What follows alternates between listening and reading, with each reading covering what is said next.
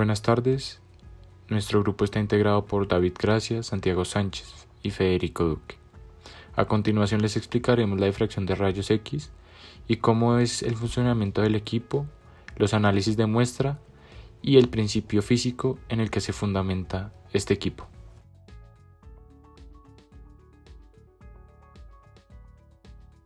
Los rayos X son radiación electromagnética con longitud de onda medida en Armstrong, el cual es equivalente a 10 a la menos 10 metros. Estos rayos son de la misma naturaleza que la luz, pero con longitud de onda mucho más corta. La longitud de onda de los rayos X está en el rango de los 0,5 y los 2,5 Armstrong, mientras que la luz visible está en el orden de los 6000 Armstrong. La difracción de los rayos X es un método para investigar la estructura de la materia, la cual se produce de la interacción entre ambos.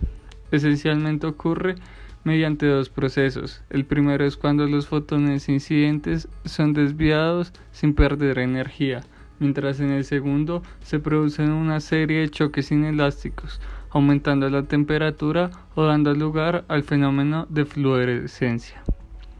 La difracción en esencia es un fenómeno de dispersión, donde al dispersarse en todas direcciones la radiación incidente, algunos rayos quedan en direcciones totalmente en fase y por tanto se refuerzan mutuamente formando rayos difractados. Los rayos dispersados que están en fase cumplen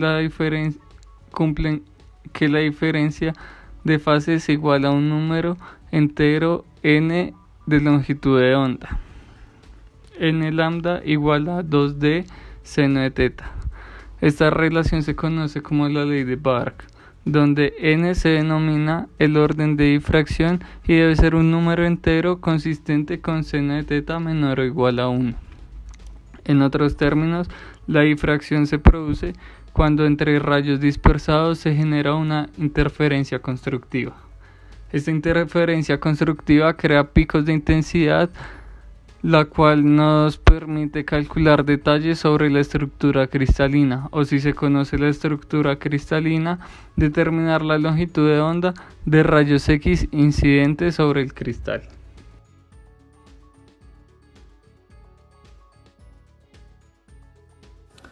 La difracción de rayos X permite determinar tanto cuantitativa como cualitativamente la conformación y o disposición de un elemento específico, sus características de forma y disposición de los átomos, entre otras cosas. Básicamente, la manera en que funciona este proceso es mediante rayos X que penetran un material específico, donde los ángulos y distancias entre estos átomos hacen las veces de una rendija por donde pasan los rayos, generándose entonces el fenómeno de difracción. Cabe mencionar que estos ángulos y estas distancias entre átomos es de las estructuras cristalinas, las cuales tienen una característica de periodicidad en algunas de ellas, lo que significa que es una misma forma consecutivamente. A continuación explicaremos el funcionamiento básico del difractómetro junto con sus diferentes componentes. Este está compuesto por una fuente de rayos X, un goniómetro de 3 o 4 rotaciones, un detector de rayos X y un sistema informático el cual procesa los datos obtenidos en el experimento. El equipo cuenta con una fuente de rayos X, donde se producen ondas electromagnéticas con longitudes de onda entre los 0.05 y 0.25 nanómetros, para producir rayos X con propósitos de difracción.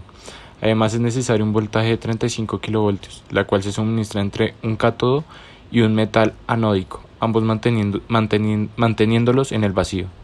Cuando el filamento de wolframio del cátodo se calienta, se liberan electrones por emisión termoiónica y se aceleran a través del vacío por la gran diferencia de voltaje entre el cátodo y el ánodo. Por consiguiente, los electrones golpean la lámina de metal y se emiten los rayos X. El equipo cuenta con un goniómetro de 3 o 4 rotaciones. Entre este tipo de goniómetros se pueden distinguir dos geometrías goniométricas: la geometría euleriana y la geometría kappa. Esta primera se basa en que el cristal se orienta mientras los tres ángulos de Euler y se representa el giro sobre el eje de la cabeza gonométrica que le permite el balanceo sobre el círculo cerrado y que le permite un giro total al goniómetro. La geometría alternativa a la euleriana es la denominada geometría capa, que no dispone de un círculo cerrado equivalente, sino en su lugar su función la cumplen los llamados ejes K, capa, de tal modo que una combinación de ambos se pueden obtener de los eulerianos, en el intervalo de los menos 90 a los 90 grados. La ventaja principal de esta geometría es la amplia accesibilidad al cristal. Los detectores de rayos X o los detectores de área permiten la detección de muchos haces de la difracción simultáneamente, ahorrando con ello mucho tiempo en el experimento.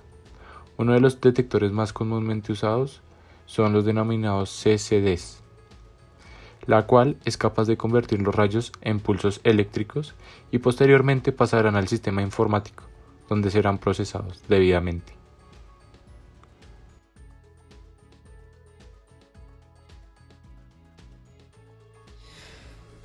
Básicamente, esta difracción de rayos X busca medir y determinar qué tipo de compuesto es el que se está revisando al momento de realizar la experimentación.